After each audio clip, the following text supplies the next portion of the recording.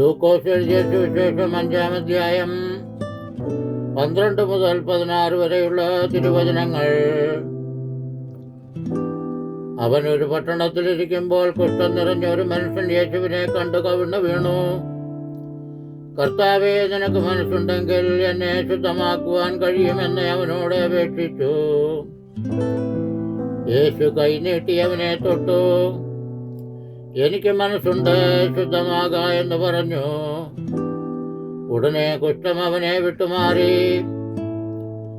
അവനോട് ഇതാരോടും പറയരുത്, എന്നാൽ പോയി നിന്നെ തന്നെ പുരോഹിതന് കാണിച്ച് അവർക്ക് സാക്ഷ്യത്തിനായി മോശെ കൽപ്പിച്ചതുപോലെ നിന്റെ ശുദ്ധീകരണത്തിനുള്ള വഴിപാട് അർപ്പിക്ക എന്ന് അവനോട് കൽപ്പിച്ചു.